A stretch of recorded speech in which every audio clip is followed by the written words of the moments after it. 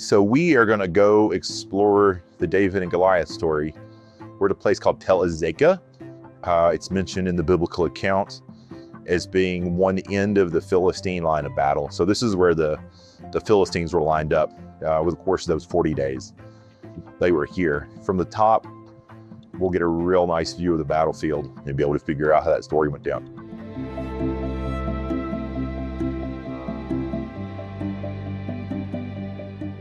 So just to be clear regarding where everybody was, we're in the Philistine camp right now. We're in Azekah, and the Philistine line ran from Azekah to Soho. So this line of hills that we're on, the curves around the valley. So they would have been curving around the valley here, and then across the valleys, that's the Valley of Elah, as named in the Bible. Down below us, the valley bends. It goes this way. Right there, it takes a left-hand turn and goes up to Bethlehem, okay? The hill across from us, where the modern highway is, the Israelites would have been on the other side of the highway, okay? Not this side of the highway, the other side of the highway on that hill over there. And their line would have matched the Philistine line. So the Philistines would have been this curve. They'd have had a matching curve, but on the other side to defend that hill over there. This highway that runs right here is the one you're talking about. Yeah, so the Philistines are on this side of the highway, Israelites on that side of the highway, okay? Because the highway runs through the valley. Okay, so just a few minutes ago, we were up on the hill. There's a hill close and there's a hill farther back. We've come down in the valley now. So the Philistines, they were lined up around us, okay? All around here on the hilltops, wrapping around this valley. The Israelites were on that hill over there, and they were lined up on this side, and then take a 90-degree turn and go back down that side as well, because they had to defend both sides from attack, right? Because the Philistines were here and there, and could attack either way. They had to defend both sides. They had to an L up there and kind of a U down here wrapping around it. As they faced each other, and you got to think Goliath wants to do his dirty business in where everybody can see. He wants to motivate his guys and demoralize theirs. So he's going to be somewhere they can all see him.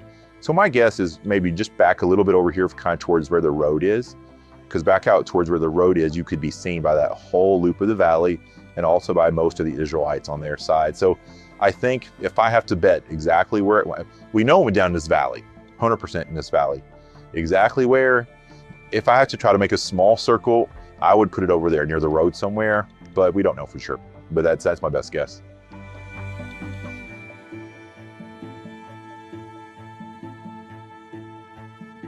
So this is episode 3 of our series on David, and we are here at a really cool place. I love sharing with people to talk about the confrontation, the battle, one of those epic, famous, personal duels in the entire history of the world, the battle between David and Goliath.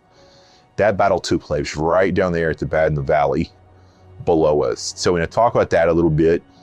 And one of the themes that runs throughout the Bible, whether it's our podcast, our full episodes, anything we do, we talk a lot about how the geography of the land matches the witness of the text, and how the fact of the matter is there's no disagreement. One of the greatest apologetics, one of the greatest faith-affirming things you're ever going to see is coming to this land, reading the text of the Bible, and just looking at how it fits, and how never, ever, ever does the text violate the land. Never does the text say there's a hill or there's a valley. Never does it say it's up when it's down.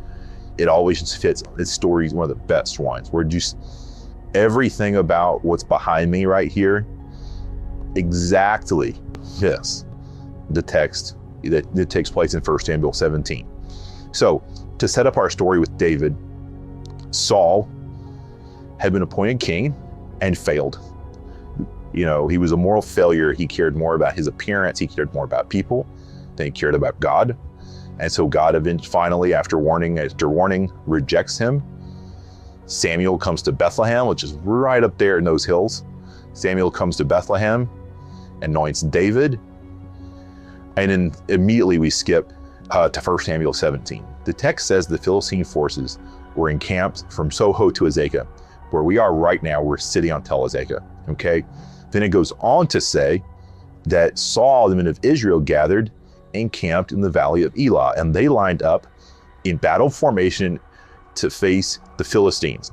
It says, and you read the exact quote, the Philistines were standing on Wooden Hill, and the Israelites were standing on another hill with a ravine or valley between them, okay? That's exactly what went down.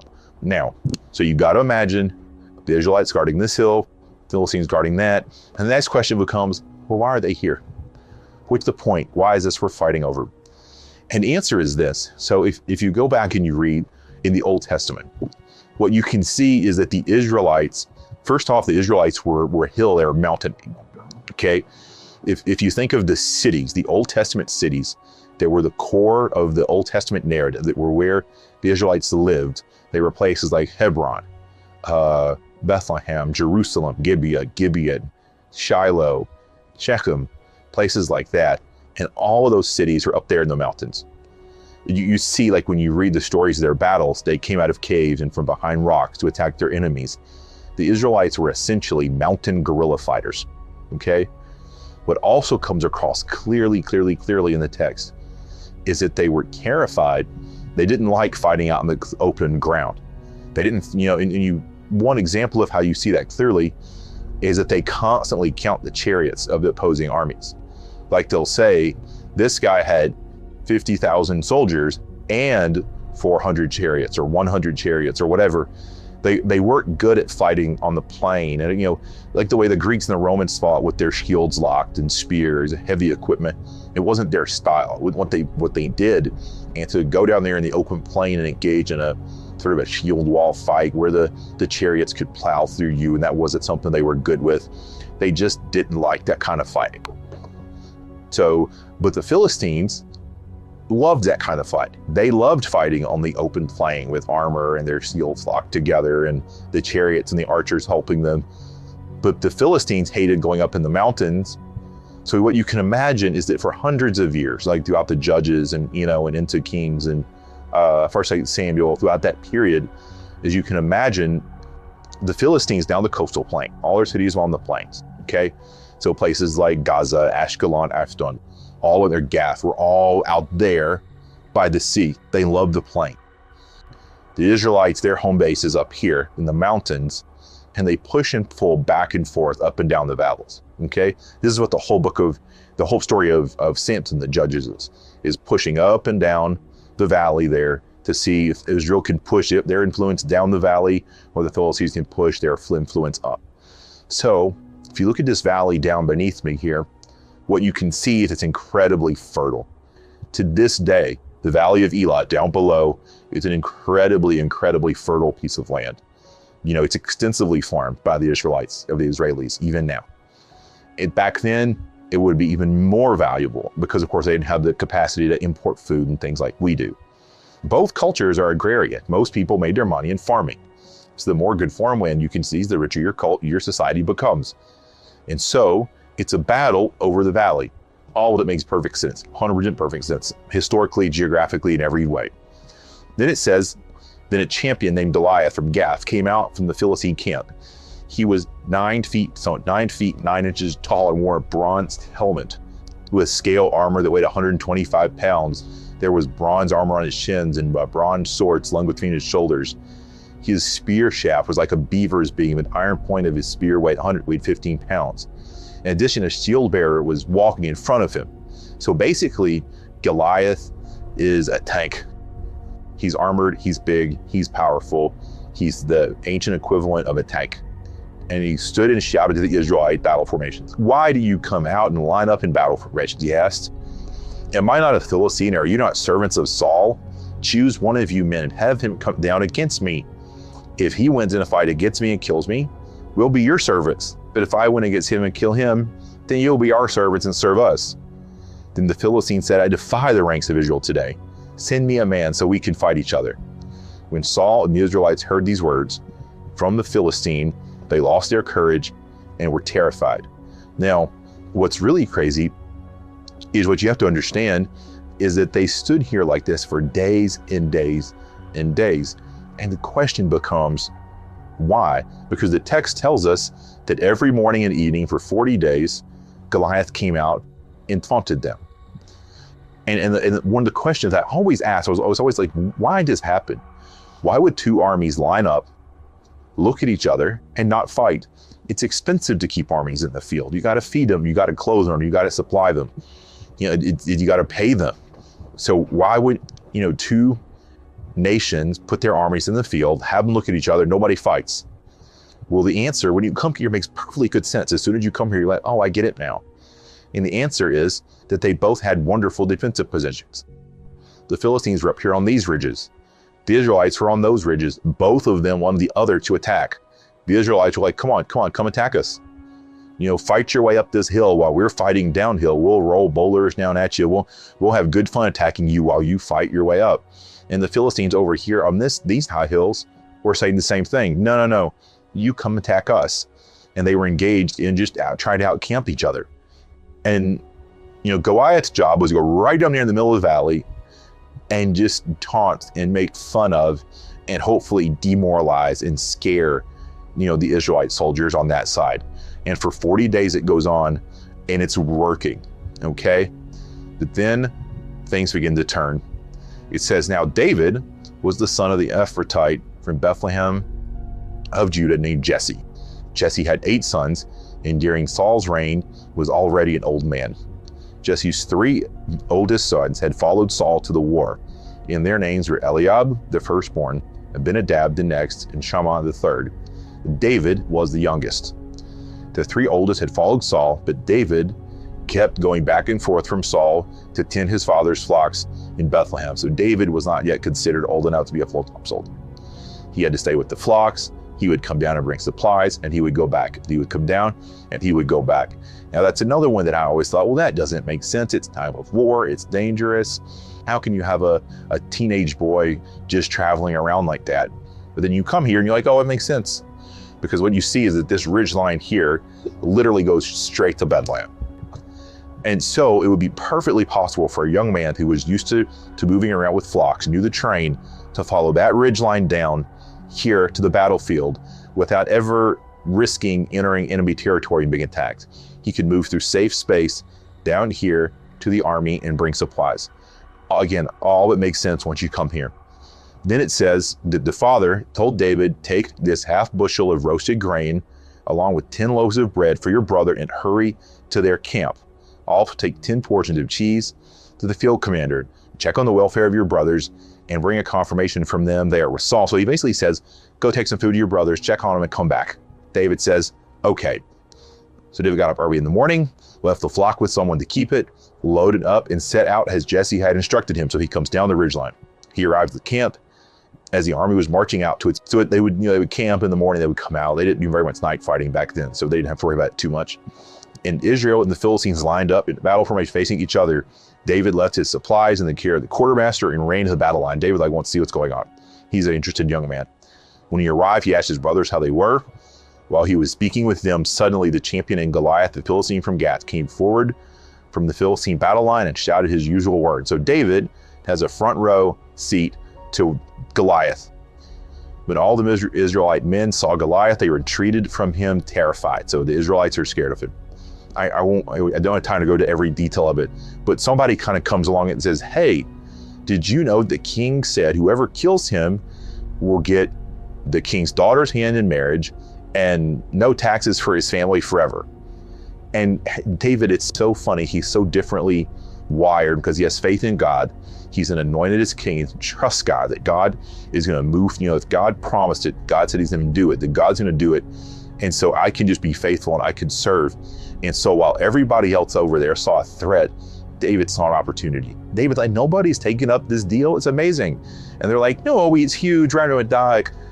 And the brothers hear. So Eliab hears and he listens and he says, why did you come here? He asked. Why did you leave those few sheep, within the wilderness? I know your arrogance and your evil heart. You came down to see the battle. And Eliab, remember God rejected him. God rejected him. He looked the part, but God's asking his heart. His heart's not good. And Eliab is just eaten up with jealousy, frustration. Why wasn't I picked? Why wasn't I the one? And he can't stand his younger brother. And so he says, it's like he just kind of goes off on him. And David, kind of looks at him and says, what have I done? What have I done now? It's just a question. It sounds so authentically like brothers. And then something really interesting happens. It says, then Saul had his own military clothes put on David. Saul's like, if you're gonna go do it, here's my armor. Here's my sword. He put a bronze helmet on David's head and he had him put on armor. David strapped his sword over the military clothes and tried to walk, but he was not used to them. And he's like, I can't walk in these. I'm not used to them. So instead, David took them off and he wore what he normally wore. So instead, he took his staff in his hand. He chose 5 smooth stones. This translation says from the wadi, it's the riverbed down below. Interestingly enough, there is a riverbed down below, exactly like the Bible says. Every geographic detail is there, okay? He puts those in his bag and he goes out and approaches the giant, right? So all these adult soldiers, veterans, they aren't going to do it. Here comes this poor 15-year-old kid. He's like, let me take a shot. It says, and the Philistine came closer and closer to David with the shield bearer in front of him. When the Philistine looked and saw David, he despised him because he was just a youth, healthy and handsome. Some translations will say ruddy. And he asked David, am I a dog that you come against me with sticks? Then he cursed David. Now, I want to point this out. If you go back to David's anointing through this point in the story, there's something interesting that comes out in this. And what comes out in the story is that everybody discounts, disrespects, and underestimates David. His own father didn't invite him, to when Samuel said, bring all your sons. He's like, well, nobody wants David, so bring the rest of them. His own father, Samuel, wanted to anoint the older ones. They looked better. But then God said, no, him. Saul was like, you can't get this done. His brothers cursed him and basically like, get out of here. You need to go home with those seed. And then his enemy. So like literally David's father, brother, his religious, spiritual authority, his king, everybody and his enemy now have all said, him, you, really? Everybody. David advances because David knows what God said. God said through Samuel, you're going to be king. And David knew that a king took care of and protected his people. And so he says, no, it's my job to go out there in that field and fight this guy. And so to me, the wonderful thing about this story is the faith seen through faithfulness, okay?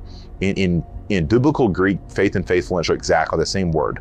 Literally, when it says, faith like a mustard seed, if you said faithfulness like a mustard seed, you would be accurately translated. It's literally the same word, faith and faithfulness.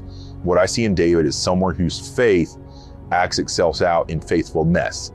So when David was just a shepherd, he shepherded well. When his flock was attacked, he didn't run away from bears and lions, he fought the bears and lions.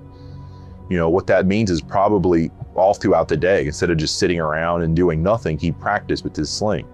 He used his time well. He was faithful with small things. Now he's going to be faithful with a bigger one, and eventually he's going to get a whole kingdom because he trusts God, and then he has faith in God and acts faithfully towards God. It's what he always does, and it's so perfectly seen here. I don't really think there's a miracle involved here in David killing Goliath. I just think David was the right person, but he was highly trained. He had his 10,000 hours in with that sling. He knew how to use it. He knew, David looked at that situation and was like, that dude's a big target. That's all David saw, he's like, I can't miss that. So, he says, you're my dog, you bring sticks. Then it says, and he cursed David by his gods. Come here, the Philistine called to David, and I'll give your flesh to the birds of the sky and the wild beasts. And David said to the Philistine, you come against me with a dagger, spear, and sword, but I come against you in the name of Yahweh of hosts, the God of Israel's armies, and you have to fight him. Today the Lord will hand you over to me. Today I will strike you down and cut off your head, and give the corpses of the Philistine camps to the birds of the sky and creatures of the earth. Then all the world will know Israel has a God. But what I love about David, there's something really interesting in all this. 1,200 years later or so, Paul would say, if I boast in the Lord. Goliath looked at David and said, I'm bigger, you're smaller, I'm going to kill you. David looked at the whole situation and said, God's on my side, I'm going to win. So David's boast wasn't in himself and his own skill, it was in the Lord. Okay, I can't lose, God's on my side. And then it says this, It says, when the Philistine started forward to attack him, David ran quickly to the battle line to meet the Philistine. So one of the things I think is really cool is the Philistine, Goliath starts forward. But I would almost think that David, his advantage is mobility. He's faster, and he's going to use a sling to fight. So he wants to plunk rocks at him and keep his distance. And you would think he would kind of run away and dance around, but he doesn't. David put his hand in the bag, took out a stone, slung it, and hit the Philistine in his forehead. So just so you'll know, these slings are still used in the land. They're still used by shepherds, and they're also still used during like Palestinian protest. And I've seen guys throw rocks the size of an orange, way, way, way over 100 miles an hour. Like if you ever been to a baseball game, you see a 100 mile an hour pitch, it was faster than that, 120, 140, I don't know exactly. I know a friend of mine had his car hit by one. It should have killed him. It hit, like, literally, here's the windshield, here's the side window. It hit the stone, hit the post, indented the steel post. That's how hard they can throw a rock with these slings. If there is a miracle in all of that, it's that the stone hit so accurately. They're not hyper accurate weapons unless you're very much an expert at one. And I think David was. But if he hit the giant in the head, he killed him. Having seen these things used, if Goliath was hit in the head with one of those stones, he died, because they're going really, really fast and they're fairly heavy.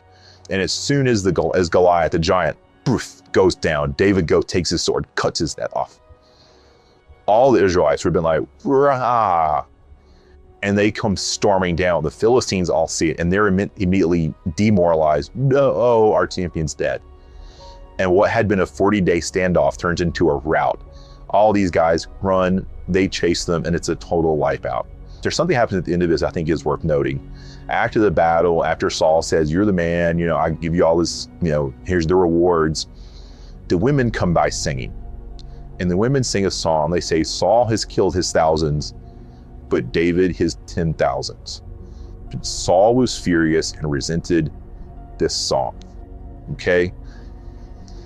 There's an unfortunate follow-up to the end of all this.